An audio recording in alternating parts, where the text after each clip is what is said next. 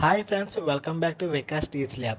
మనకైతే మార్చ్ 16 నుంచి అయితే 10th క్లాస్ ఎగ్జామ్స్ స్టార్ట్ అవబోతున్నాయి. అంటే రేపు నుంచి అయితే మనకి నేను చెప్పే 7 టిప్స్ ఫాలో అవుతే మీకు ప్రతి సబ్జెక్ట్లో కూడా 90+ అయితే మార్క్స్ ఈజీగా స్కోర్ చేసుకోగలరు. మీరు ఒకవేళ 100కి 70% సిలబస్ కంప్లీట్ చేసినా మీకైతే ప్రతి సబ్జెక్ట్లో కూడా 90+ మార్క్స్ వస్తాయి. నేను చెప్పిన 7 టిప్స్ ఫాలో అవుతాయి. Okay, let's go. ఫస్ట్ది ఏంటంటే లాంగ్వేజ్ తప్ప గ్రూప్స్లో మనకైతే ప్రతి సబ్జెక్ట్ నుంచి 4 సెక్షన్స్ అయితే ఉంటాయి. దాంట్లో మీకు ఏ సెక్షన్ అయితే బాగా వచ్చినాయి, క్వశ్చన్స్ ఎక్కువ ఉన్నాయో ఆ సెక్షన్ అయితే మీరు ఫస్ట్నే స్టార్ట్ చేయండి. లాంగ్వేజెస్కి వచ్చేసరికంటే మనకి సెక్షన్లు అయితే 4 ఉండవు. దాంట్లో బిట్ పార్ట్, అలాగే ఇక్కడ మనకి ఎస్ఐస్ ఉంటాయి. దాంట్లో మీకు ఏదైతే వచ్చిందో అదే మీరు ఫస్ట్ స్టార్ట్ చేయండి. ఓకే, సెకండ్ పాయింట్ ఏంటంటే మీరు టైం తీసుకున్నా పర్లేదు, కానీ ఆ క్వశ్చన్లో మీరు రాసిన క్వశ్చన్లో ఏదైతే మెయిన్ పాయింట్ ఉందో ఆ పాయింట్ అయితే మీరు బ్లూ పెన్తో రాస్తే బ్లాక్ పెన్తో అయితే మీరు దాన్ని హైలైట్ చేయాలి.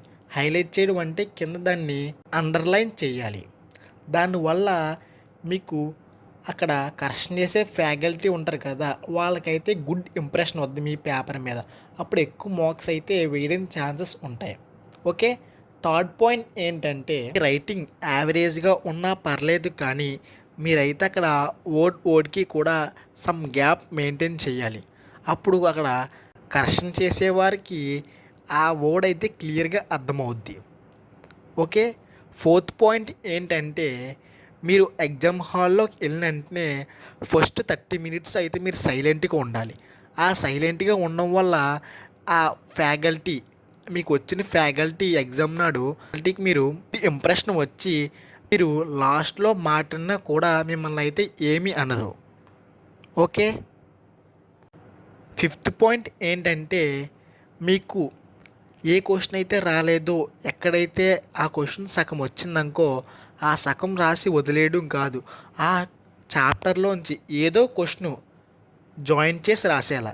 ఎందుకంటే మనకి కరెక్షన్ చేసే ఫ్యాకల్టీ ఎప్పుడు కూడా ఫస్ట్ పాయింట్స్ ఎక్కువ ప్రిఫర్ చేస్తారు.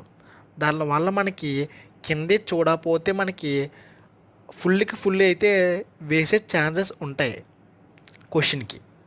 ఓకే, సిక్స్త్ పాయింట్ ఏంటంటే చాలా ముఖ్యమైన పాయింట్, మీరు రాసే ప్రతి ఆన్సర్కి కూడా క్వశ్చన్ నెంబర్ అయితే వేయాలి. ఆ క్వశ్చన్ నెంబర్ అనేది మీరు ఎక్కువ డిజైన్స్ కూడా వేయకూడదు, అక్కడ కరెక్ట్గా విజిబుల్ అయ్యేలాగా వేయాలి. ఎందుకంటే మీరు ఎంత ఆన్సర్ రాసినా మీరు క్వశ్చన్ నెంబర్ వేయకపోతే ఆ మార్క్స్ అయితే కన్సిడర్ చెయ్యరు.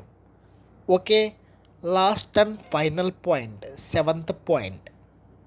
చాలామంది స్టూడెంట్స్ చేసే మిస్టేక్ ఇది. మేజర్గా మిస్టేక్ వస్తే దాన్ని మీరు ఎక్కువ టైమ్స్ని స్ట్రైక్అవుట్ చేయకుండా సింగిల్ లైన్తో స్ట్రైక్అవుట్ చేయడం వల్ల మీ పేపర్ అయితే నీట్గా కనపడుద్ది. మీరు ఎక్కువ స్ట్రైక్అవుట్ చేయడం వల్ల ఆ స్ట్రైక్అవుట్ చేసిందే హైలైట్ అయిపోయి ఆ కరెక్షన్ చేసే ఫ్యాకల్టీకి మీరు రాసేది మొత్తం మిస్టేక్ అనుకుని మార్క్స్ అయితే ఎక్కువ పడవు. మీరు సింగిల్ స్ట్రైక్అవుట్ చేయాలి. ఓకే, లాస్ట్లో చెప్పేది ఏంటంటే మీకు క్వశ్చన్ పేపర్ ఇచ్చిన వెంటనే క్వశ్చన్ పేపర్ని కనీసం 5 టైమ్స్ అయినా ఒక్కొక్క క్వశ్చన్ రీడ్ చేయాలి. మీకు వచ్చిందనే ఓవర్ కాన్ఫిడెన్స్తో రాసేయడం వల్ల మీరు ఏ క్వశ్చన్కి ఏ ఆన్సర్ రాస్తున్నారో కూడా చూసుకోవాలి. ఇది చాలామంది మేజర్గా చేసే మిస్టేక్స్.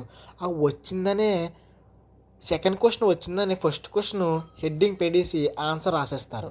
దానివల్ల సెకండ్ క్వశ్చన్ తప్పు అయిపోద్ది, ఫస్ట్ క్వశ్చన్ తప్పు అయిపోద్ది. మీకు వచ్చిన క్వశ్చనే కానీ మార్క్స్ పోతాయి దీని ద్వారా. అందుకే మీరు చాలా జాగ్రత్తగా ఉండాలి. ఓవర్ కాన్ఫిడెన్స్ అయితే అస్సలు ఉండకూడదు. ఓకే, నేను చెప్పిన పాయింట్స్ అలాగే టిప్స్ మీకు నచ్చితే మన ఛానల్ని సబ్స్క్రైబ్ చేసుకుని వీడియోకి లైక్ చేసి ఈ వీడియోని మీ ఫ్రెండ్స్కి అయితే షేర్ చేయండి. Okay, all the best.